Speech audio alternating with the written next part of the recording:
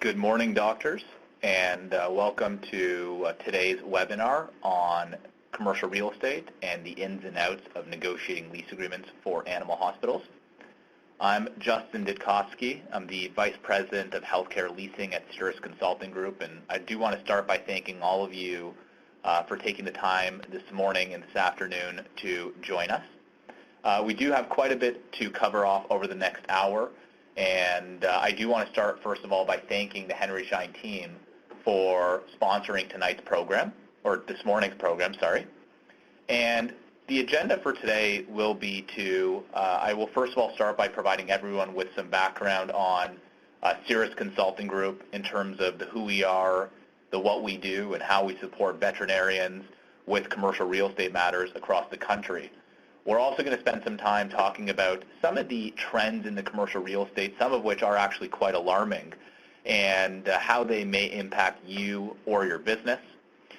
We are also going to talk in a general sense on why the lease agreement is important to you as a practice owner or future practice owner. We will discuss some of the terms and conditions commonly found in commercial lease agreements and the broader risks and implications to you as a practice owner. We will also talk about when to negotiate and how to negotiate and what to negotiate. And essentially the goal will be hopefully for all of you to leave here a little bit more informed on commercial real estate and what to do and how to do it moving forward. Now, just some fairly interesting statistics that unfortunately most veterinarians are not aware of. As you may or may not know, the lease agreement is absolutely critical to the eventual sale or acquisition of the practice. And unfortunately, most veterinarians today are signing lease agreements that may actually prevent them from ever transferring their lease or essentially ever selling their practice. We will spend some time this morning talking about the particular clauses in the lease agreement that can actually impact the transferability of your lease or sale of your practice and some of the potential red flags. The other interesting statistic that all of you should know is it is absolutely essential that you prepare for the negotiations of your lease agreement, as what many doctors do is they do not prepare or entirely understand how relevant some of the terms and conditions are in their lease agreement, and it essentially leaves you as a practice owner exposed and vulnerable in some cases.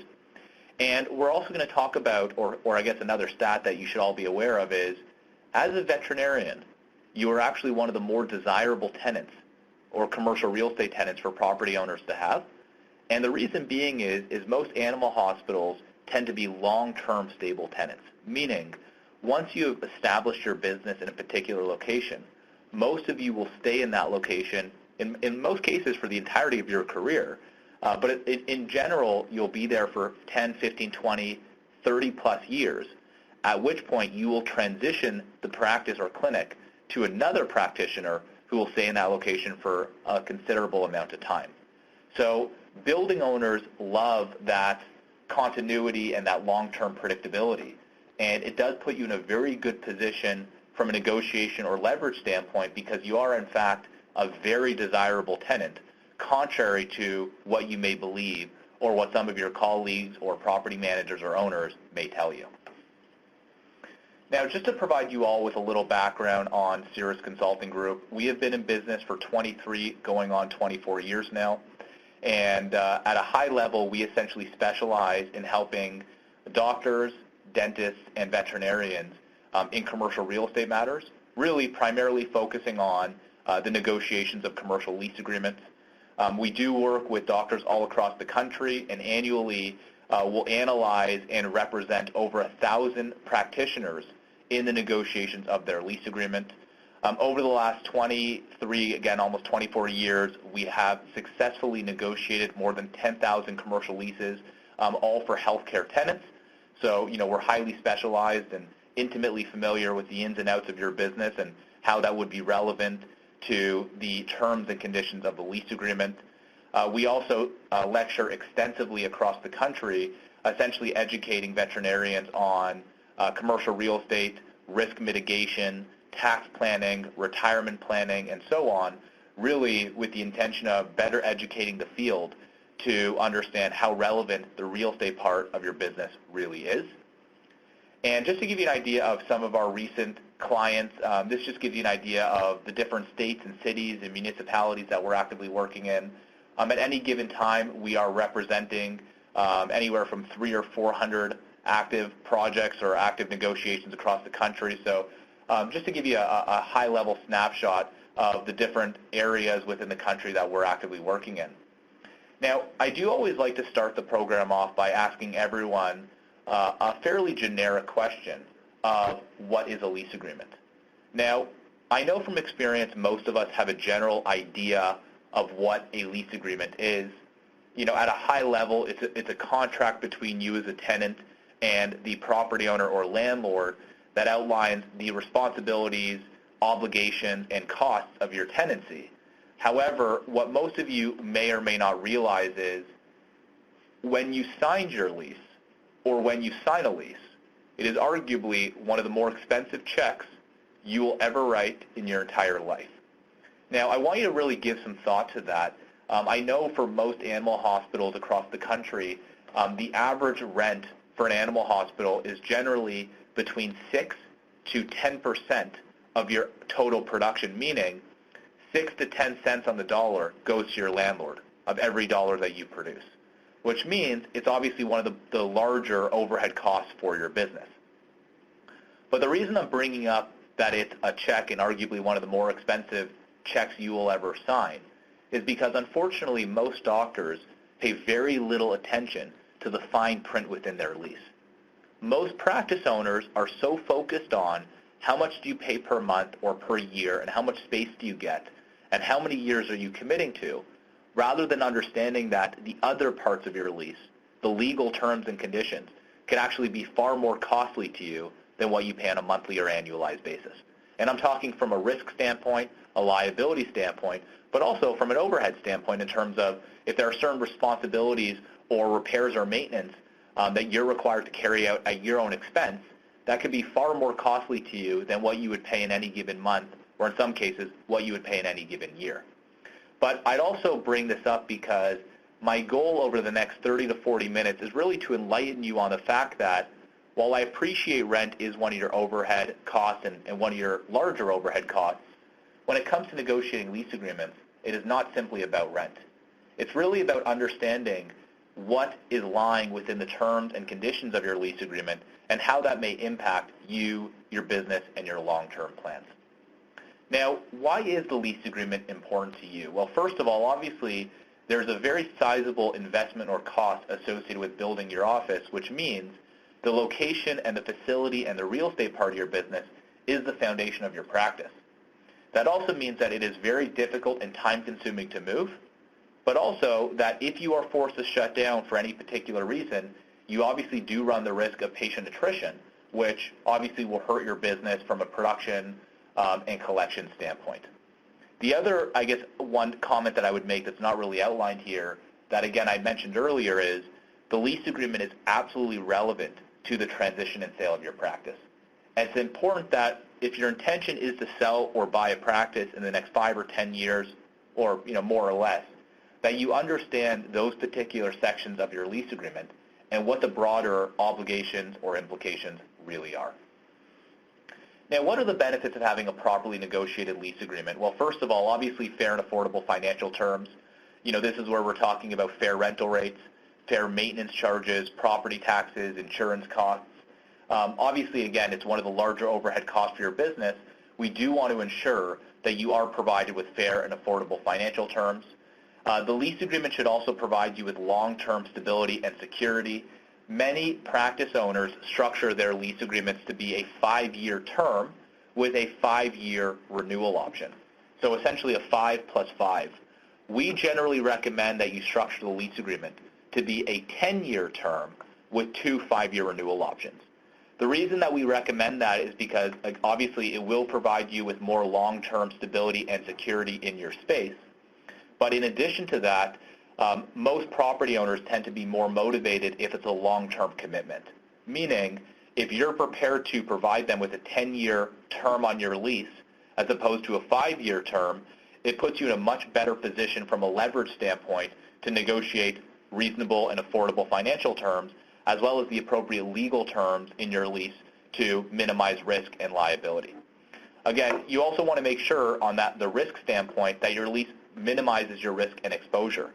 Many of you today are incorporated, meaning your business operates under a professional corporation or an LLC or a sub-S corp, some type of corporate entity. However, from experience, most of you would have likely provided a personal guarantee on your lease agreement. What a personal guarantee implies is that if there's a dispute between you and the building owner, they have the ability legally to pursue actions against you personally, and essentially can pursue actions against your family and your estate as well. So in terms of minimizing risk and exposure, contrary to what you may have been told, guarantees are negotiable. Generally speaking, we would like to see the guarantee entirely stricken or removed from your lease agreement, or at the very least limited, to ensure that we minimize the risk and the exposure to you and your family. We also want to ensure that the lease agreement maximizes your flexibility. There's a number of ways to maximize flexibility. For many animal hospitals over time, as your business continues to grow, many practice owners will outgrow their space. However, the challenge is many of you will not be in a position to expand, either because there may not be any additional space, or simply your building is unwilling to lease you additional space to expand your business. One way to maximize flexibility is to have negotiated into your lease agreement a right of first refusal. And what a right of first refusal does is it enables you to lease additional space in the building, assuming, of course, that it's available, before the building would essentially offer that space to any other tenant in the property. So again, obviously that will maximize flexibility, regardless of whether you ever intend to expand or you have no intentions of ever expanding. It's essential that we have a right of first refusal incorporated into the lease agreement to put you in a better position to expand if or when need be. The other way I would essentially advise all of you to minimize risk while maximizing flexibility is every single one of you should have incorporated into your lease agreement a death and disability clause. It sounds morbid. I assure you it's not. Essentially what a death and disability clause does is it enables your family and your estate to terminate the lease agreement or transfer the lease agreement in the interest of selling your business. God forbid you were to pass away, or you were physically disabled or incapacitated beyond a point that you could continue practicing. So essentially, to minimize risk and exposure, we want to limit or remove guarantees. We want to incorporate a right of first refusal into your lease, which would provide you with an expansion option. And we do want to negotiate a death and disability clause, which is really an additional layer of protection for your family as well as your estate. Now, if you have all of the above, your lease agreement will start to function more as an asset as opposed to a liability when you do decide to sell your practice. Now, we are going to spend a few moments talking about what's actually in your lease agreement from a legal standpoint, some of the actual terms and conditions commonly found in commercial lease agreements for animal hospitals. And we're going to start off with the option to renew. The option to renew is the clause or provision within your lease agreement that enables you to expand the lease agreement when your term is expiring or when your lease agreement is coming up for renewal. Now, the option to renew clause that you see before you is almost verbatim found in 90% of commercial leases, meaning, statistically speaking, 90% of you this morning will have that incorporated into your lease agreement. Unfortunately, I know many of you are probably reading this as I'm speaking. What you may or may not be noticing is there's a lot of fairly ambiguous terminology strategically incorporated into the option for renew, generally to the landlord's benefit. So if we go through it together, you'll notice that the clause starts off by saying, provided that Dr. Joe Black shall remain as the tenant. What it's essentially stipulating here is that the renewal option is actually personal to Dr. Joe Black. Now, what it will say for many of you in your lease agreement, it will not specify your name, and it will not specify the corporate entity or corporation that you currently practice under, but rather it'll stipulate the tenant with a capital T, as you may see before you. The tenant that's highlighted here, the word actually has a capital T. It's not a typo, it's actually done by design, and it is strategic. And essentially, what the capital T essentially implies is that it's a defined term. In other words, the word tenant is actually defined as you personally, meaning if it says the tenant shall have the option to renew the lease for 5 more years, that is the same implication as it's saying, provided that Dr. Joe Black shall remain as the tenant. Now, the problem with the option to renew being personal is that, of course, we would like the options to renew to be transferable to put you in a better position to eventually sell the practice. So we should ideally, what it should stipulate is, provided the tenant or any landlord-approved assignee, transferee, heir, etc., will benefit from this renewal option.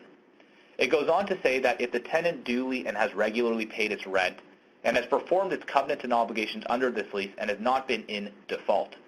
You'll notice that the word default is also capitalized. Again, similar to the word tenant, it is a defined term. However, the definition of default will be quite a bit longer than the definition of tenant. Generally speaking, for most of you, the default section will actually be an entire page, if not in some cases, multiple pages within your lease agreement. And essentially what default implies is that you have breached any or all of the obligations under your lease. Now, the mistake that many doctors believe is they believe that default simply means rental payments, meaning if as long as you pay your rent, you are not in default. Unfortunately, that is not the case. We completed negotiations for an animal hospital in Florida, South Florida, earlier this month, where the doctor had been in that particular location for 8 going on 9 years, had paid her bills, always on time, never had an issue with the property. However, when her lease agreement came up for renewal, and she did have a 5-year renewal option, the property manager had essentially indicated they would not be renewing her lease, and the reason being is, or their argument was, that she had been consistently in default of the lease. When she probed them a little bit to understand why they were not renewing her lease and how she could in any way be in default, they essentially explained to her that per the terms of her lease agreement, because she is in a retail center, she is obligated to be open Monday through Friday, minimum 9 to 5, as well as Saturdays. And as clearly indicated on the door going into her office, they are closed on Fridays. So, not to say that this happens all the time, but it is important that we are mindful of what is outlined in the default section to ensure that we are not in breach of the terms and obligations of our lease agreement. It goes on to say that you, the tenant, will have the option to renew this lease for a further term of 5 years, exercisable by written notice to the landlord no less than 9 months prior to the end of the term. I know some doctors will comment on the fact that there is a minimum notice period, and that may be an issue. I will clarify that it's really not an issue, but it's important that you understand that in all commercial leases, you are required to provide notice of your intentions to renew. And generally speaking, the notice period ranges lease to lease. It is generally 6 months.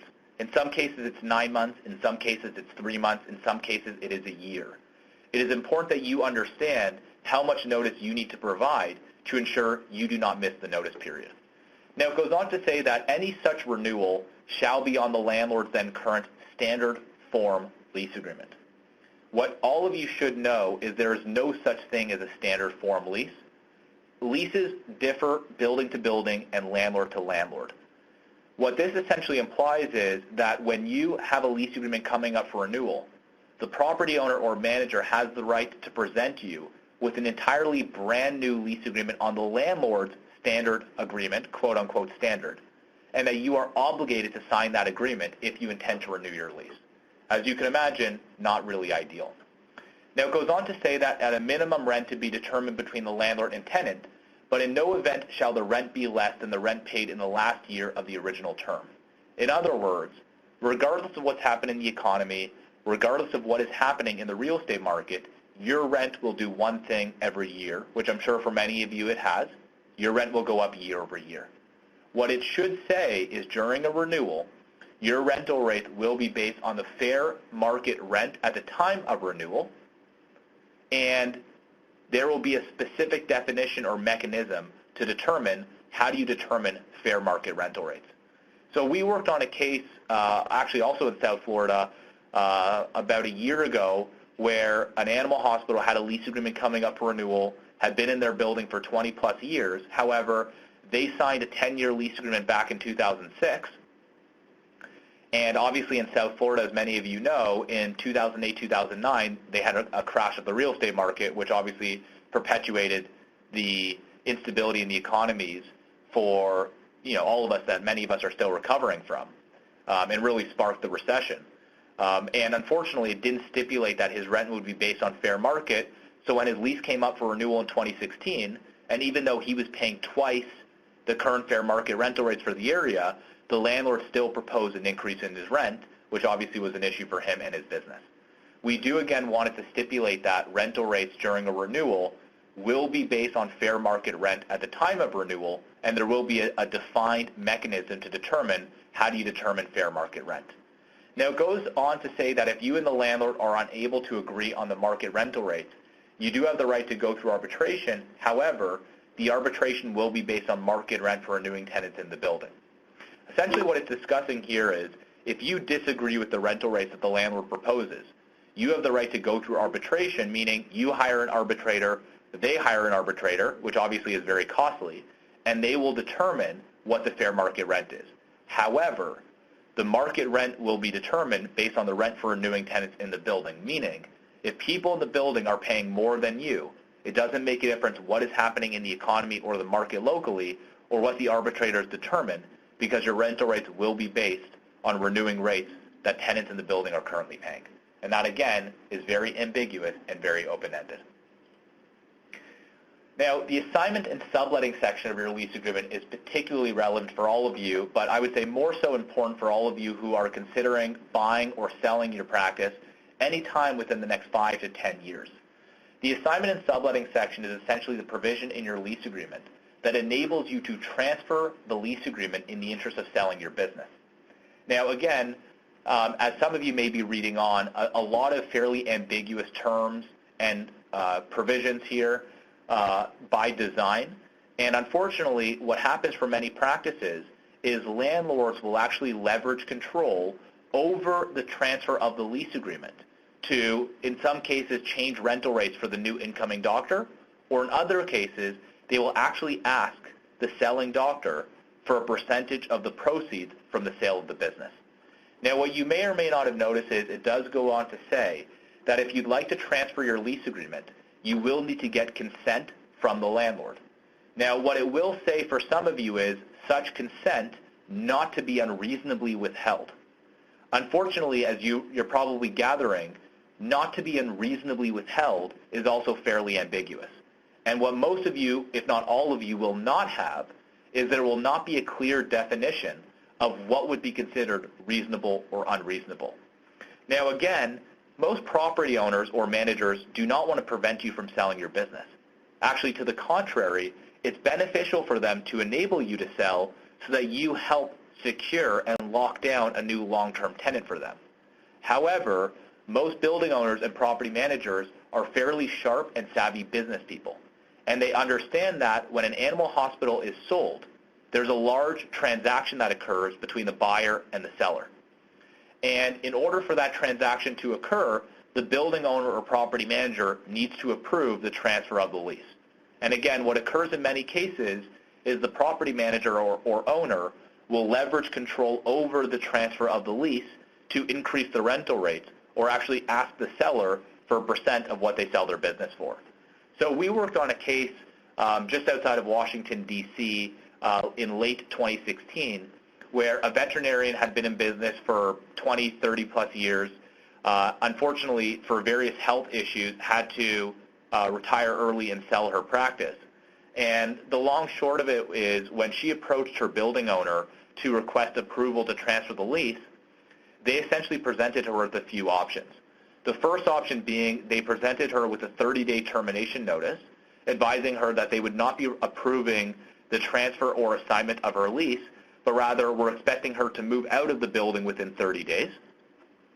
The second option was that they were asking her for a 35% increase in rent, or alternatively, 50%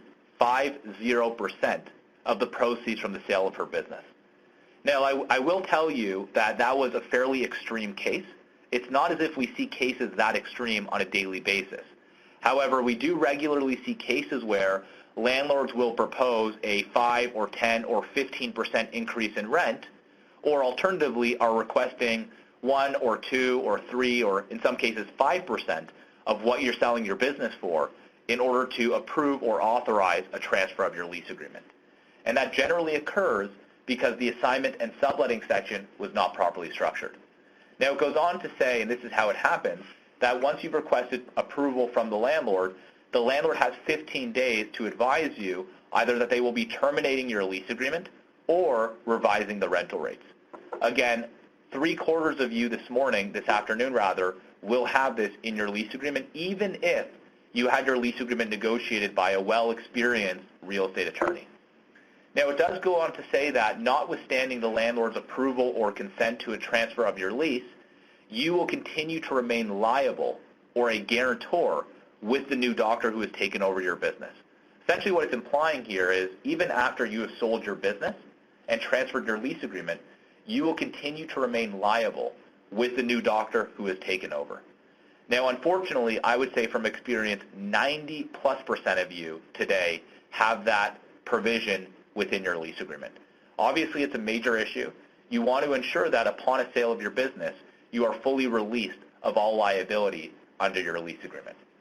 Now, in the interest of time, we only had the opportunity to really discuss 2 sections of your lease agreement, the option to renew and the assignment section.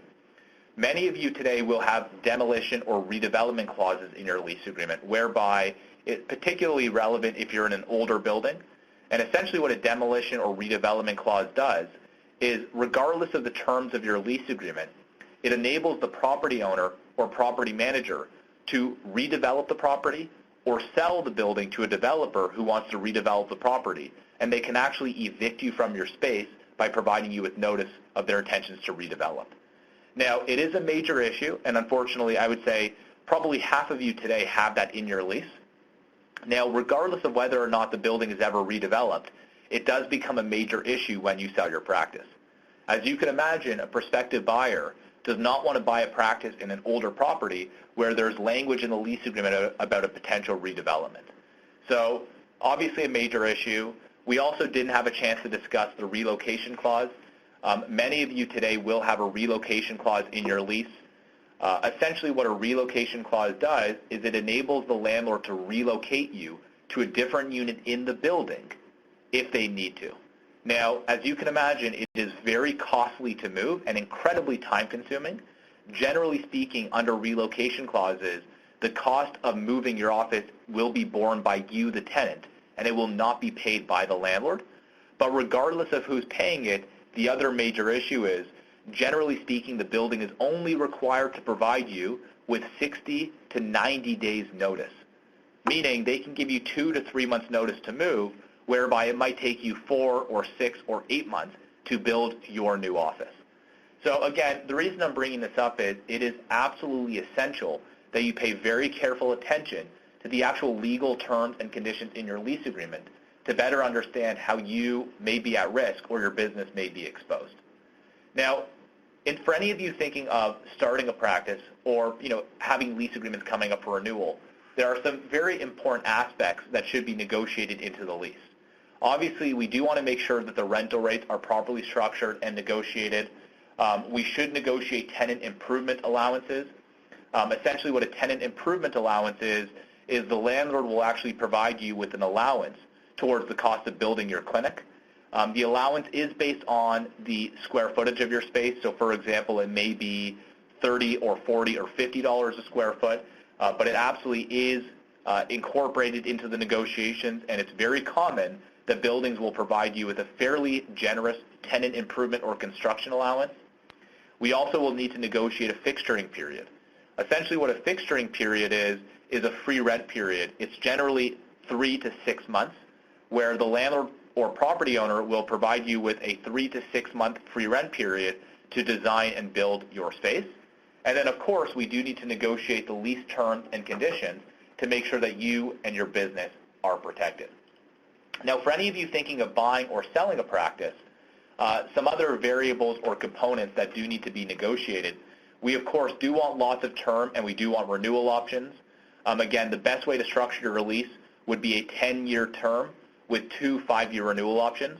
Again, it provides you with more long-term stability and security in your space, and generally, building owners tend to be more motivated by long-term commitments.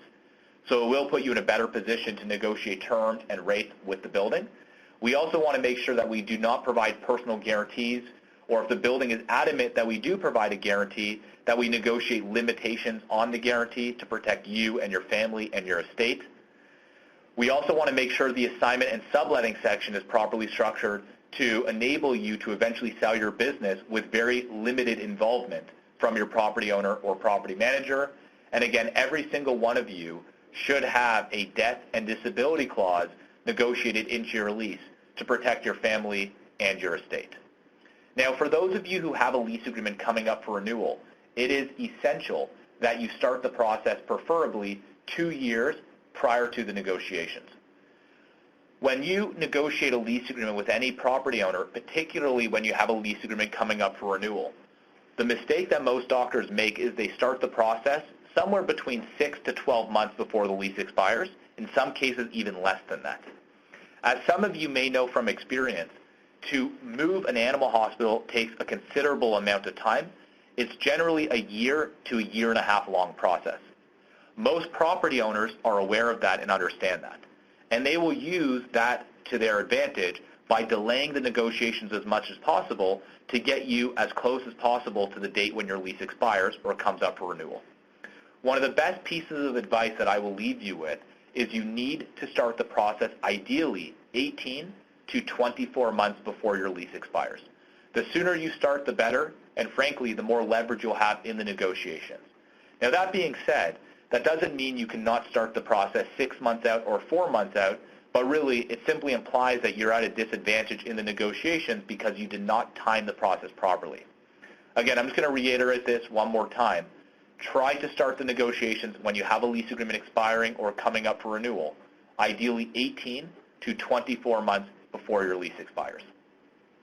Now, when we get involved in negotiations, and again, we do represent roughly 1,000 doctors across the country nationally, it is important that you start the process by getting a copy of the lease agreement. This is actually the exact process that we follow in every negotiation. You want to get a copy of the lease agreement. What we do on our end is once we've received a copy of the lease agreement, we then want to identify what are the goals for the practice, career goals, long-term goals, etc. We will then review all of the documentation cover to cover from your original lease agreement, which may be 5 or 10 or 15 or 20 plus years old, all subsequent amendments, addendums, riders, exhibits, extensions, schedules. Over time, your lease agreement will start to look more like a book as opposed to a legal document. However, we do want to review everything cover to cover, and again, we do want to review all of the financial and economic terms, as well as all of the appropriate legal terms to understand what is in your lease agreement, what needs to be revised and amended, and how will that impact your long or short-term goals for the practice. Once we've reviewed everything, our leasing team internally will then do research on market rates, comparables, essentially what you're paying in rent in comparison to going rates for the area. We will then have another conference call or a meeting with you to discuss what your goals and objectives are, as we will tailor our strategy for the negotiations based on what you are looking to accomplish. Now, when we do eventually pick up the phone or meet with the property owner to start the negotiations, we always start by negotiating what actually matters most to the property owner, which are the economic terms. Most property owners, their priority is negotiating rental rates and terms. They don't care or focus as much on the various legal terms and conditions, which I hope by now you understand are absolutely relevant to you and your business. So when we do start the negotiations off, we do start off by negotiating the financial terms. This is where we negotiate rental rates, maintenance charges, property taxes, free rental periods, tenant improvement allowances, having the landlord carry out certain repairs and maintenance that may have been an issue for you, whether that might be replacing an AC or an HVAC system, carrying out some repairs or maintenance of the property that have been a concern for you for some time. These are all part of the financial or economic aspects of the negotiations. This part of the process, in terms of a timing standpoint, on average takes us anywhere from a few weeks up to a few months. It just depends on the complexity of the situation. the landlord we're dealing with, and frankly, how much time is left on your lease agreement. Once the financial aspects of your lease have been negotiated, that is when we will move on to negotiating the various legal parts of your lease. This is where we will negotiate the option to renew, the assignment section, personal guarantees, relocation clauses, redevelopment clauses, death and disability clauses, non-competes. There is a lengthy list of legal terms that need to be negotiated into the lease. Again, this part of the process ranges from, on average, about a month to 2, 3, 4 months. We've been involved in cases where it's taken as much as 6 months to a year to simply negotiate the legal aspects of the lease agreement. Again, it is case by case. It really depends on the circumstances. However, it does require a considerable amount of time and energy to negotiate the various financial and legal aspects of the lease agreement. Now, once we've completed all negotiations, generally speaking, the property owner or manager will send us a final copy of the lease agreement to review and to sign or execute. It is important that before we sign the agreement or before we advise our clients to sign the agreement, that we carefully review everything to ensure that it is consistent with what was negotiated throughout the negotiations. It may surprise you, but quite commonly and on a regular basis, the document that we receive, the final document to sign, is inconsistent with what was actually negotiated. And from experience, it's strategic by the property owner because this is a very exhausting process. It does take weeks, in some cases many months. And what a lot of tenants will do is they'll simply sign the document at the end, having faith that the document is consistent with what was negotiated. That is definitely not the way to go. It is essential that we review the document. In some cases, we will actually have multiple attorneys at our firm review the document to ensure consistency between what was actually negotiated over the past months, weeks, or months. Now, the key takeaways, obviously, we want to make sure that we understand the terms and conditions of your lease, as the details of your lease can be very costly for you long term. Again, it's not just about rent. It's really about ensuring that we minimize risk, maximize flexibility, and structure the lease agreement to provide you with long-term stability and security in your space. You do want to be strategic. You don't just get what you deserve. You do get what you negotiate. Ideally, start the process early, do your homework, and understand what needs to be negotiated, how, when, where, and why. Now, we are going to, in a few minutes, we're going to go through a Q&A, and I'm going to open the floor. So if any of you have any specific questions, you are more than welcome to let me know. There's also a form that I will ask all of you. You'll notice a little questionnaire about the time slot. We do just want to get an idea of, do people generally prefer to come to webinars in the middle of the day or in the morning, or prefer during the evening? So if you all wouldn't mind just completing that and letting us know when you prefer the webinars, just good for us to have. But the last thing that I will leave you with is, one of the services that we provide is a lease review service. Essentially, we'll take a look at your lease agreement. Our legal team will review everything cover to cover. Our leasing team internally will do research on the rental rates, the comparables, essentially what's good, bad, or ugly in your lease, and we'll help you develop a strategy to negotiate those items with your property owner.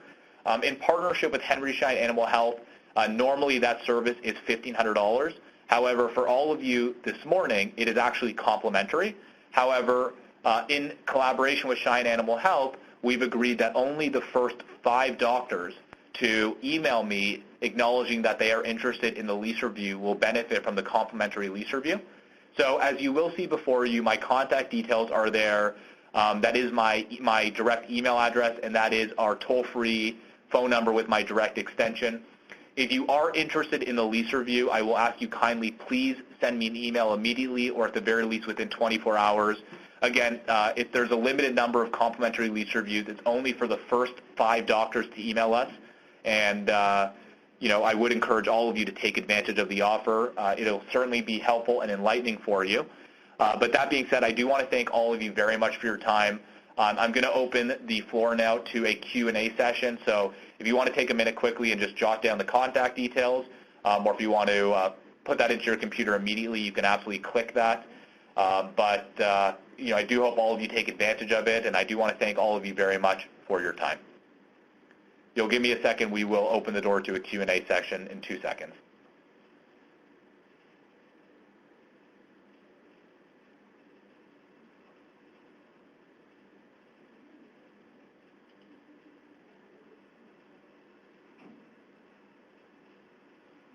Now, if anyone has any questions, you'll notice that there is a chat field on the top right-hand corner.